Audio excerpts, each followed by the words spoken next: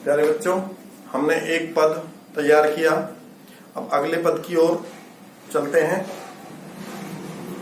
ऐसा माना जाता है भक्त कवि सूरदास जी पहले निराकार ब्रह्म की उपासना किया करते थे। ईश्वर के दो स्वरूप हैं। भक्ति काल आपने अगर पढ़ा है तो आप जानते हैं ईश्वर को दो आधार पर भक्ति काल में बांट दिया गया, एक सगुण भक्ति और एक निर्गुण भक्ति में। सगुण का मतलब है साकार और निर्गुण का मतलब है निराकार। तो सूरदास जी प्रारंभ में निराकार भक्ति में अभ्यस्त थे। वो निर्गुण ईश्वर के पद गाया करते थे, लेकिन जब से वो वल्लभाचार्य जी से मिले, उनसे उन्होंने दीक्षा ली और उन्होंने निर्देश दिया कि भगवान कृष्ण की भक्ति का गान करो, तो वो सगुण उपासक हो गए। क्यों सगुण उपासक हुए? निर्गुण उपासना की क्या कठिनाइयां हैं? क्यों वो सगुण की उपासना करने लगे, साकार की उपासना करने लगे? इस विषय में पूरा उन्होंने बड़े विस्तार से इस पूरे पद में, जो आपके सम्मुख लिखा है, इस पूरे पद में उन्होंने निराकार ब्रह्म की उपासना करना क्यों कठिन है, ये उन्होंने बताया। अविगत गति कुछ कहत ना आवे। वो जो निराकार ईश्वर है उसकी गति अविगत है। विगत कहते हैं जानना, जिसको जाना जा सके। अविगत जिसको लोग न जान पाते हो और उसके विषय में स्पष्ट साफ साफ से कुछ कहा भी नहीं जा सकता। अविगत गति कछु कहत न आवे। ज्यों गूंगे मीठे फल को रस। उस निराकार ईश्वर के विषय में चर्चा करना, बात करना ठीक वैसे ही है जैसे किसी गूंगे व्यक्ति को कोई मीठा फल दिया जाए। तो मीठा फल देने के बाद गूंगा व्यक्ति जब उसे खाएगा तो उसे रस की अनुभूति तो होगी, आनंद तो उसे मिलेगा। मीठा, खट्टा, तीखा जैसा भी होगा वो महसूस तो करेगा, लेकिन आप उससे अगर पूछने लगे कि कैसा लगा, तब वो बताने में असमर्थ रहेगा।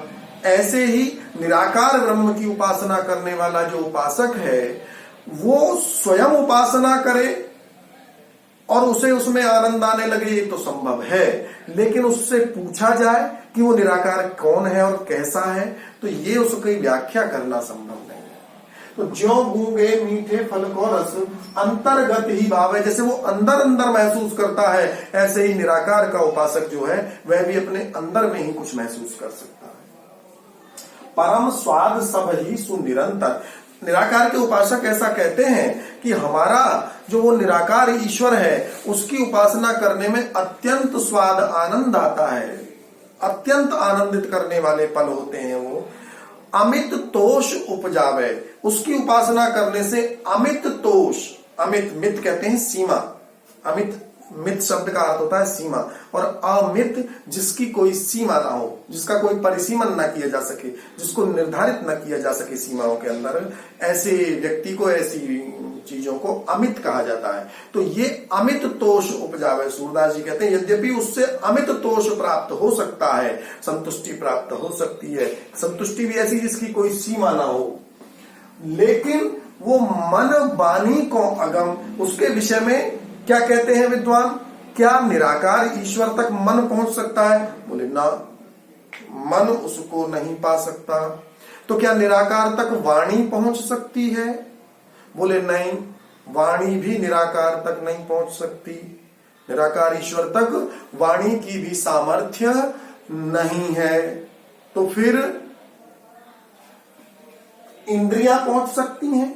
बोले नहीं, इंद्रियां भी नहीं। इंद्रियों का क्या है? मन वाणी को अगम। अगम कहते हैं जहां न जाया जा सके। सुगम आसानी से जाने योग्य, दुर्गम कठिनाई से जाने योग्य, और अगम जहां जाना ही संभव ना हो। तो मन वाणी को अगम, जो निराकार ईश्वर है, न मन पहुंचता है उस तक, न वाणी पहुंचती है, अगम्य है उसके लिए। अगोचर भी है। क्या है? अगोचर। गो किसे कहते हैं? गो शब्द का अर्थ एक होता है इंद्रियां। हमारी जो ज्ञानेन्द्रिय और कर्मेंद्रियां हैं उनको गो कहा जाता है, गो। तो अगोचर भी है। मन वाणी को अगम, मन और वाणी नहीं, ना आंखें भी नहीं पहुंच सकती वहां तक, कान भी नहीं पहुंच सकते वहां तक, जीभ भी नहीं पहुंच सकती वहां तक। मन वाणी को अगम है और अगोचर है।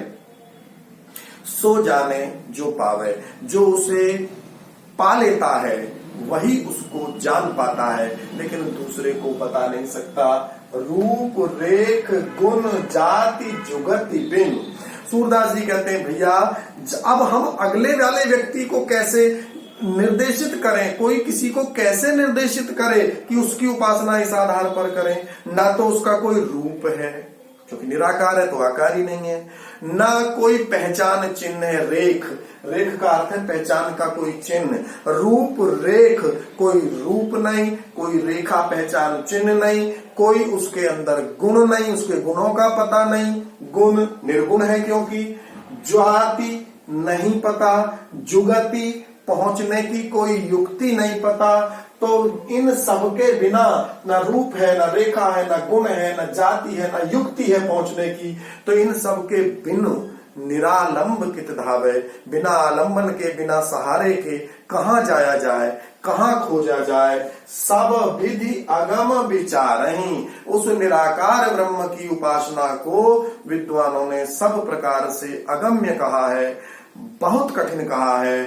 ताते सूर सगुन पद गावे, इसलिए जो ये सूरदास है ये तो अपने सगुण नंद नंदन श्री कृष्ण बाल कृष्ण की छवि का गान करता है, सगुण के पदों का गान करता है, कृष्ण के साकार रूप का उपासक है। हमसे निराकार रूप की उपासना नहीं होती है। सूरदास जी ने किन किन कारणों से कठिन है वो उन्होंने इसमें बता दिया। उम्मीद करते हैं आपको क्लियर हो गया होगा। पद संदर्भ सारे सूरदास के पदों का एक ही रहेगा। काव्य सौंदर्य अलग अलग हो सकता है। तो काव्य सौंदर्य में आपकी पहली पंक्ति यहां हो जाएगी कि प्रस्तुत पद्य में सूरदास जी ने निराकार ब्रह्म की उपासना अत्यंत कठिन है इस विषय में बताया है, उसको पहचानने का कोई साधन नहीं है यह भी उन्होंने बताया है। एक पंक्ति हो गई। रस क्या है, यहां भी भक्ति रस हो जाएगा, शांत रस हो जाएगा। छंद क्या है, बहुत आसान है काव्य सौंदर्य लिखना। छंद क्या है, यहां भी आपका गेय पद हो जाएगा।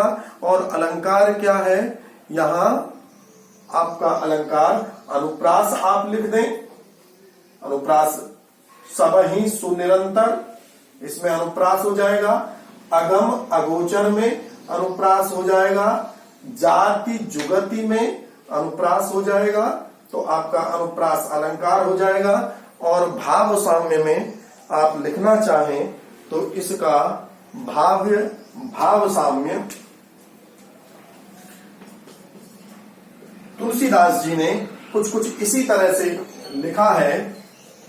बिन पद, ये भाव साम्य, पद चलई सुनई बिनु काना, कर बिनु करम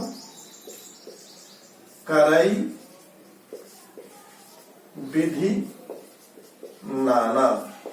है तो ये ज्यादा आनन रहित अमित रस भोगी, बिनु बानी बक्ता बड़ जोगी, इतना है।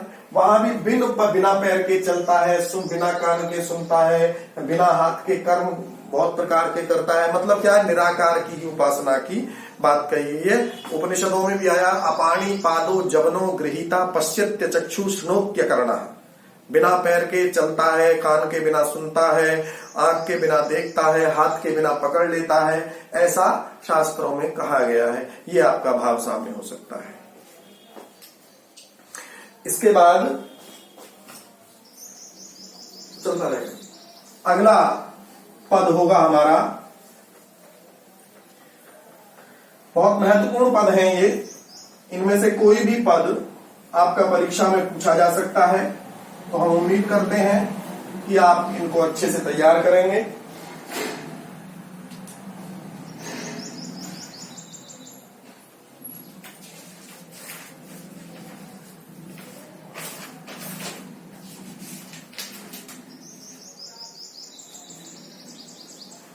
अगला पद है ऊधव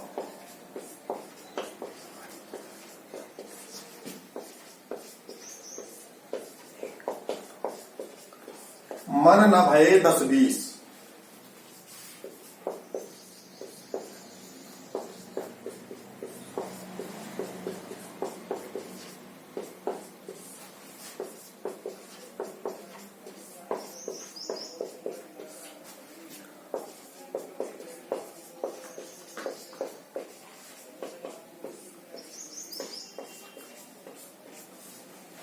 ऊधव मन न भये 10-20, एक हुतो सो गयो श्याम संग, को अपराध है ईस।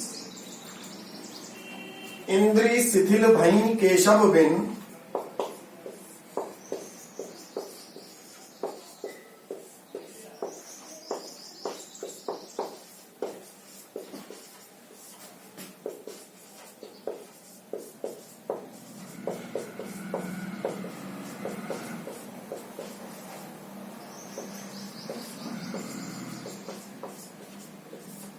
इंद्री शिथिल भई केशव बिन, ज्यों देही बिन शीस।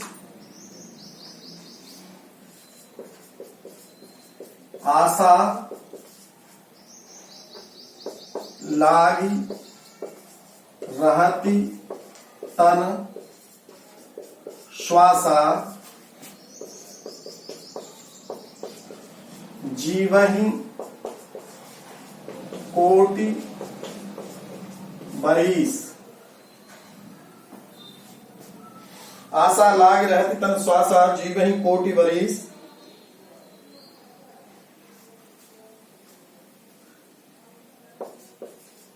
सूर हमारे नंद नंदन बिनु, और